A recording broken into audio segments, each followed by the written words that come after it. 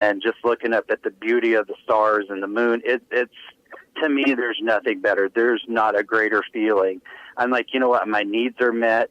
And one of the sayings that I have that I say every day is, you know what, through this, I have healing in my hands, I have blessing in my mouth, and I have peace, love, and prosperity in my mind. Yes, And, I love that.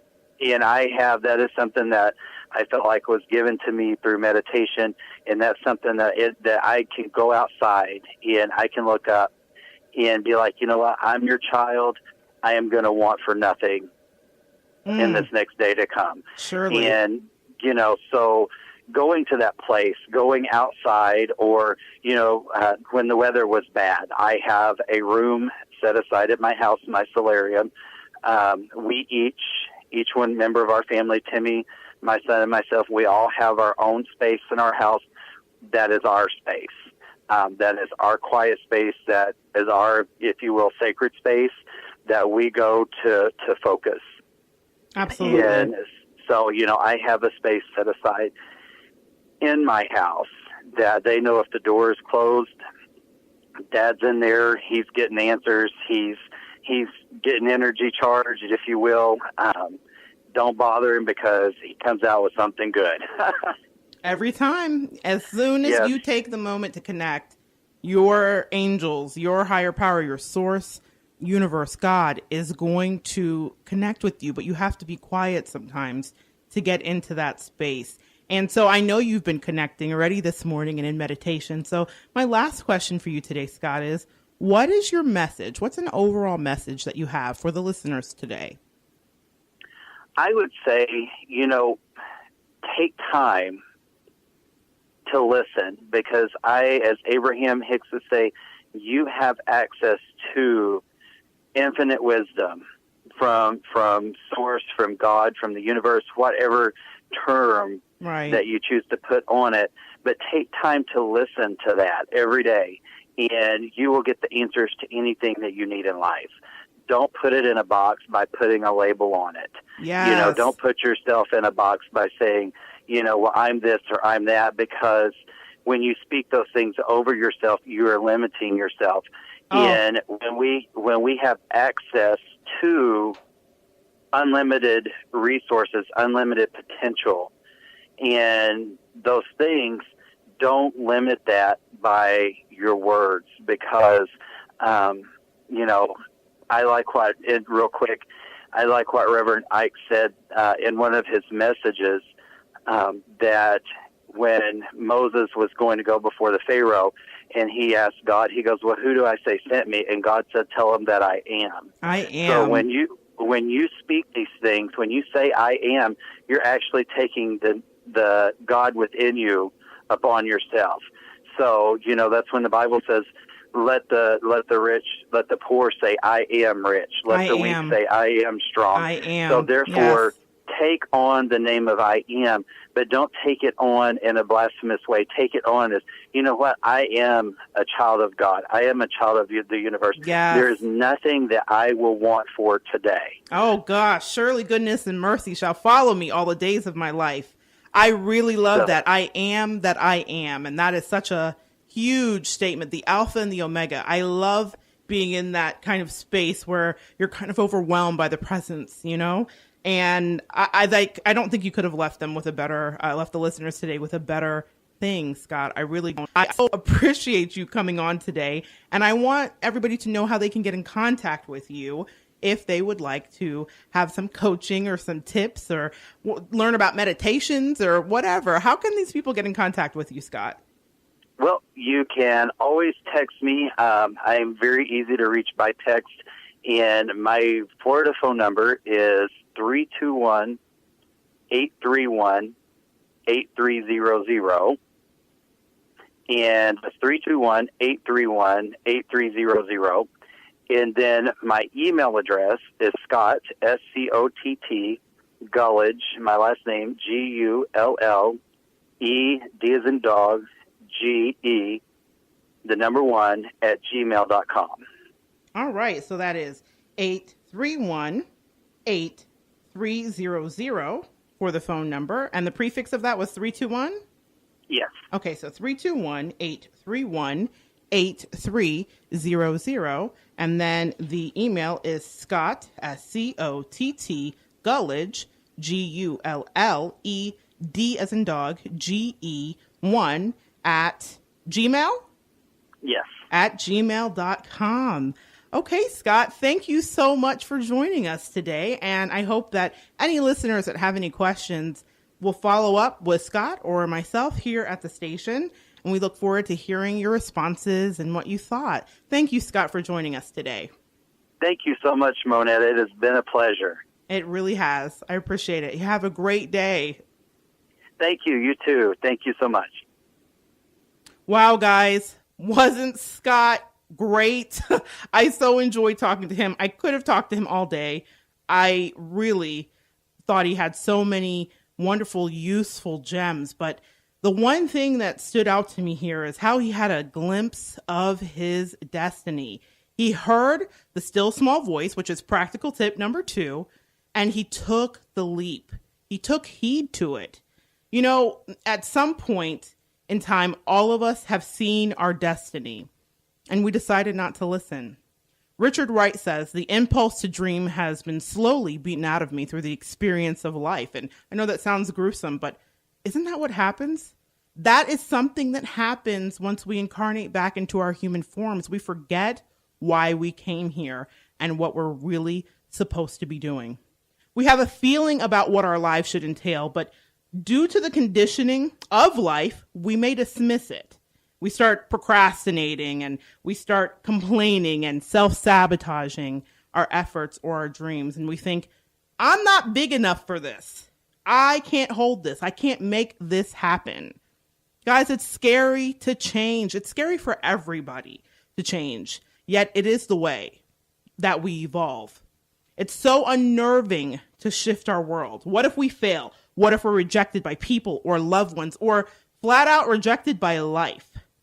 And how do we even know that the voice that we're hearing that is nudging us towards our greatness isn't some silly notion?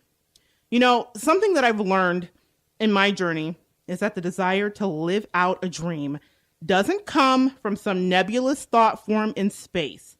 That desire or wanting, as Abraham Hicks describes it, is placed in you in order to help you find your true north. We don't want to align with things that are not part of our life mission. So if you've pushed down a dream, no matter how big or small it is, I want you to revisit that dream. I want you to pull it out from under the bed and dust it off and really examine it. What have you told yourself about not being able to make something that you're longing for in your life happen? What narrative has someone else in your life crafted in order to keep you in a certain place? And that can be very insidious, guys. You got to be very careful about that. Why is it that you should not be the victor in your own dream? Now, I want to be real with you. It's not all sunshine and lollipops because, yes, that dream is your still small voice. It is urging you towards your greater, it is urging you towards your greater capacity, your greater self. You know, you absolutely need to have action. You absolutely need to understand that you are being pushed to being more than who you thought you were being. Your destiny is out there and waiting, but achieving the path to that takes risk. It takes guts and tenacity. You have to be willing to be uncomfortable sometimes. And in order for your dream to come into fruition, you must feed your dream. You have to feed your dream. You cannot expect anyone else to invest into something that you may not be fully invested in yourself. Dreams are expensive. I'm going to say that again. Dreams are expensive. They are costly, but they are the key to your true fulfillment. The first responsibility of feeding the dream comes to the one who actually gives birth to it. To whom much is given, much is required. much is expected. And I know that may seem overwhelming, but the truth is achieving your dream happens in one baby step at a time. Very much like Scott and his family, who had the dream and then changed their screensavers, which I loved, to match the vibration of that dream. Scott didn't say, my dreams are ridiculous. I'm living in the middle of the country, landlocked. Why on earth would I think that I could wake up with an ocean across the street? No, he didn't beat himself up with all of the big questions. He just took one step, and the next step was graciously shown to him. And soon he built up a momentum that was undeniable. And before he knew it, he was carried on an energetic wave that swept him from the plains of the Midwest to the mouth of the sea. This is possible for everyone listening. And it all begins with just listening to that still small voice and taking the leap of faith. So I couldn't have asked for a better guest today. I'm so glad that kind of tied up all of those points and really helped us understand practical tip number 2, hearing the still small voice and taking the leap of faith. It's so important that you figure that out for yourself and that you quiet yourself, as Scott said, and pay attention so that you can know what things are coming up for you. And now, before we get going, very quickly, we're going to take a little bit of time to hear Gabriel's Gab. Gabriel's always talking. He's the angel of communication, protection for mothers, insight and inspiration for writers and artists and creatives of all kinds. Today, he wants you to know a couple of things. First of all, I think it's fantastic. Pay attention to your dreams. I have just shuffled these and pulled this out, and I love when this happens, and it always does. They're so faithful. Pay attention to your dreams. If you're receiving divine guidance while you sleep, even if you don't remember your dreams, the answer is in your unconscious mind. It's being downloaded into your spirit, I say. So when they appear, it's very important that you pay attention to your dreams, just like Scott did. Pay attention to what's happening. The next card is birth. New life, such as a baby, an idea, happy news, or an exciting project blossoms in and around you guys. So that's also tied right into a dream. So if you're hearing that and you're having some unction to do something, that's listening to the still small voice, paying attention to your dreams, believing in the birth and the fact that you're pregnant with something great. And I couldn't have asked for it better. Scott touched on this. You have to be quiet. You have to go to your special place. He talked about his family having designated special places so that they can connect. And the last card is retreat.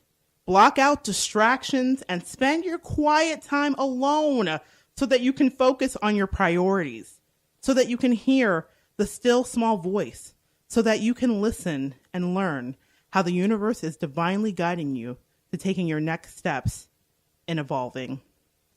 I am so glad you guys joined me today, and I just want to remind you that if you're interested in contacting me for a radiant angel, a reading of energy, or a rare session, guys, please feel free to contact me at 321-216-5747. That's 321-216-5747. And let's begin our work. So I want you to come back next week and tune in as we unpack practical tip number 3, which again tied in perfectly with today's lesson, tuning into the synchronicity in your life. Kind of like what Scott talked about when he said his life's motto and his family's motto was living your life like you're at the beach every day. I'm paraphrasing here. But that he saw that very message over the sign of the new place that he and his family relocated to. That synchronicity, guys, and we're going to talk all about synchronicity next week and talk about what to look for, how you know what's happening in your life. No, you're not going crazy. There's a lot of that. We're not going crazy. Synchronicity is letting you know that you're on the right path. It's that moment of deja vu. It's pulling you like a magnet towards your destiny. So synchronicity is so important in getting to where we really need to be. So next week, tune in.